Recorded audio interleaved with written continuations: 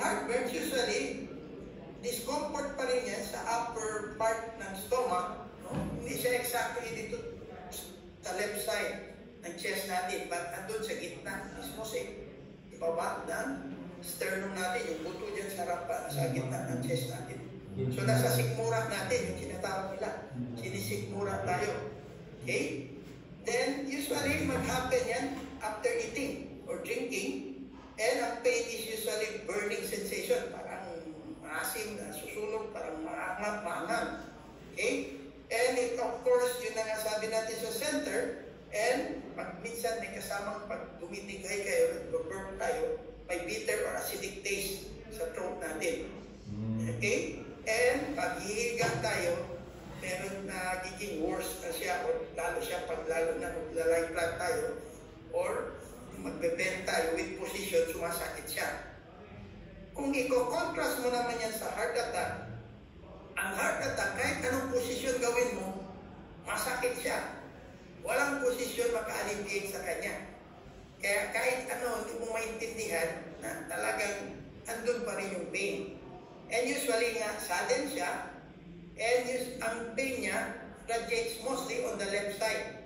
Sa left shoulder, sa back, even sa jaw natin, umahabot yan. Okay? And sa center ng chest, and yun na nga sabi natin, may other associated symptoms rin. Sabi natin yung mga pinapawis ng malamig, may shortness of breathing, and yung heartbeat natin mabilis. Although, nararamdaman rin natin yun, lalo na kung nagpapanik na tayo, na hindi natin alam anong cause yun. But nevertheless, if we feel or meron tayong maramdaman ng mga ganitong sintomas, kailangan na magpakonsulta pa rin tayo.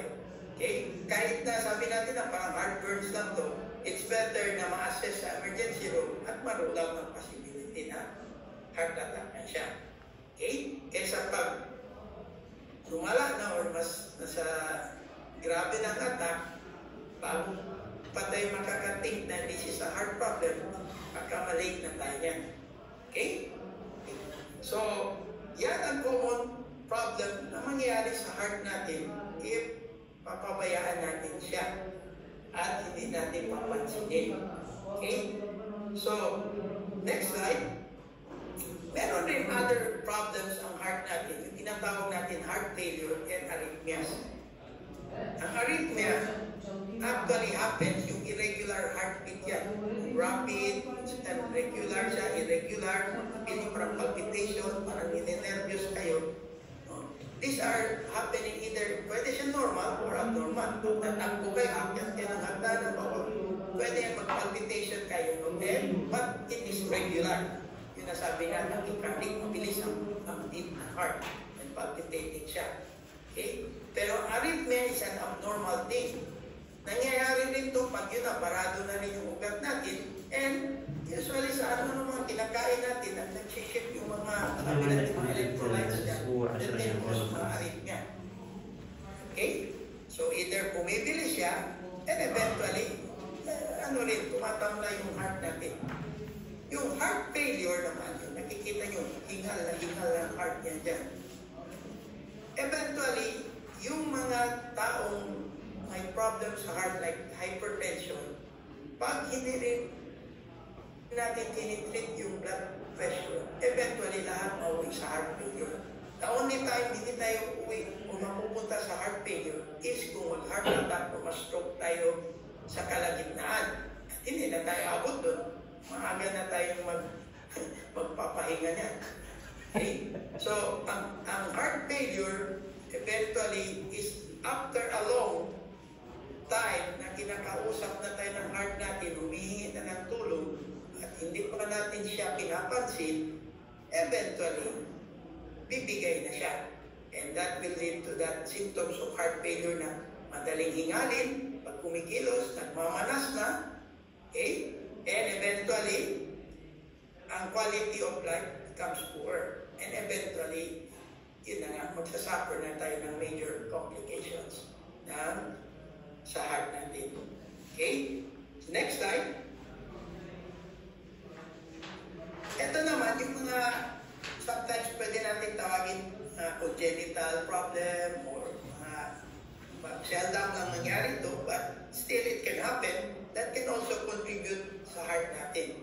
But again, this is not parang considered sa lifestyle diseases or hindi natin ito gawain. Kasi ang valvular problem is actually pwede natin yan sa yung pagkagawa sa heart or sa congenital problem or yung sabi natin anatomical problem. And yung aneurysm. Okay? So, we can still avoid, but hindi natin siya kaya totally na ma-stop rin kasi andyan na siya at nalalaman natin yan later on. Okay? So, next slide. Yan, ang stroke. Alam ng lahat ng stroke. Kung yung ugat sa brain naman ang bumara, na para, di, magpupos yan ng stroke.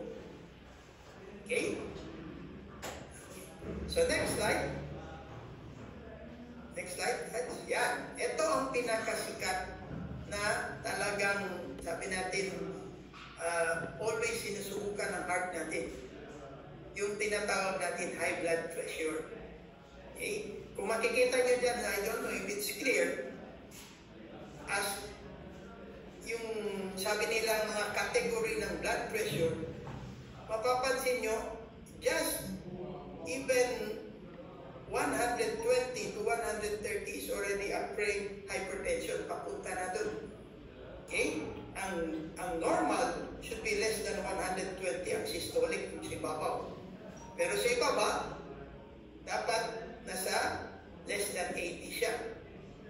So, 120 over 80 is the upper limit. Pag lumagpas yan, pwede na masasabi natin nag-umpisa na blood pressure. Tumataas na ang blood pressure. And yun na sabi natin, pag it will not be controlled, kasi yung iba, okay pa to, pwede pa, ano lang to, natsambahan lang, umakyat lang ng konti. Okay? Yung iba, meron ng headache, pero hindi pa pansin, pagod lang to, stress lang ako. So, hindi nila iniisip na meron silang risk factor, and that's why, kung meron sa pamilya, makukuha rin natin ang hypertension eventually. Only time can tell.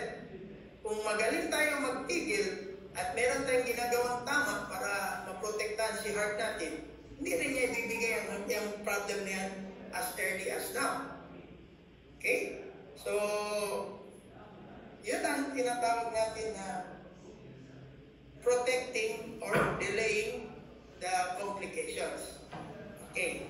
So, anong pwede natin gawin para at least ma-delay natin ang possibility na itong complications mag-push at hindi tayo maagang matamaan ng complications. So, next slide. So, ito. Kailangan natin ng tulungan. No? Kaya ang doktor, yes, pwede namin hawak ang heart, pero hindi naman kami gumawa ng heart. Okay, mapipigilan natin pag magtutulungan tayo. Okay? So, meron akong to share how to approach it. Yung tinatawag ko, next slide. Next slide, that's.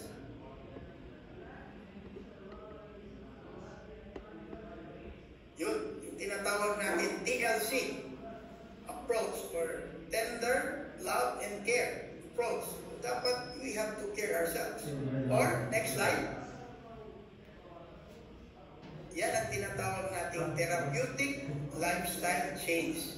Because if we change our lifestyle, malaking tulong na yan. And usually, it was only ang percentage, actually, it was just initially 3. You balance what you eat, do active physical activity, and of course, kung kailangan na ng gamot, maggagamot na tayo. Okay? Next slide. Ang pinaka-importante, of course, awareness and knowledge. Kasi kung alam natin, kilala natin, sino ang kaharap natin, ma-approach natin ang tamang paraan. That's why, next slide. Yun, yung American Heart Association, inelaborate nila yung tatlong entity na yun into yung tinatawag ni Life Simple 7. So, yun na yun. Active lifestyle, control mong cholesterol, eat better, manage blood pressure, stop smoking, reduce blood sugar, and weight reduction. So, this was there for quite some time But lately, they found out na may kulang isa. Next slide. Next slide. Yun. Now, dinagdagan nila ng isa which they found out through studies na ang kailangan pa o meron pa isang factor na pag-ayusin natin or kailangan rin yung para maging healthy ang heart natin. Yung tinatawag, yung sleep, tawag nila, yung tulog. Okay? So that's why Life's Essential A na produce nila ngayon, lately lang, they included already the sleep. Kasi they found out na those who are ina-atake ng early, nagkakaroon ng early cardiovascular problems, are commonly those who are sleep deprived. And the young generation na sleep deprived, they end up having early cardiovascular disease, yung heart, tinatamaan na.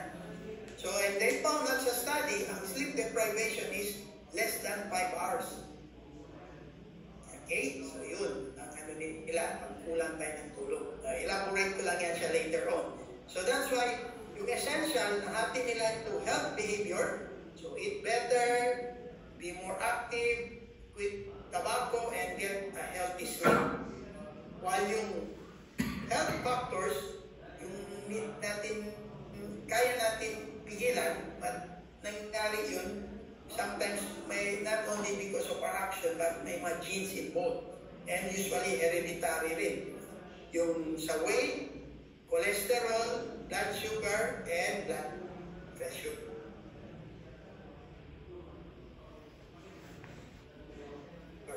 Okay, next slide. Next slide. That's next slide. Yun. So first, at least just to give you a rundown, yung tinatawag natin eat better. So andyan yung mga food, alam na natin yan. Just to go dito tayo sa tips for success. So you watch your calories. So alam nyo kung yung lahat ng mga sugary and high calorie food, dapat bawas-bawasan natin o i-control natin yun. And may suggestion sila, better you cook at home. Kasi napokontrol pa natin ano yung mga nilalagay natin at ano yung kinakain natin kumpara yung nagtatalabas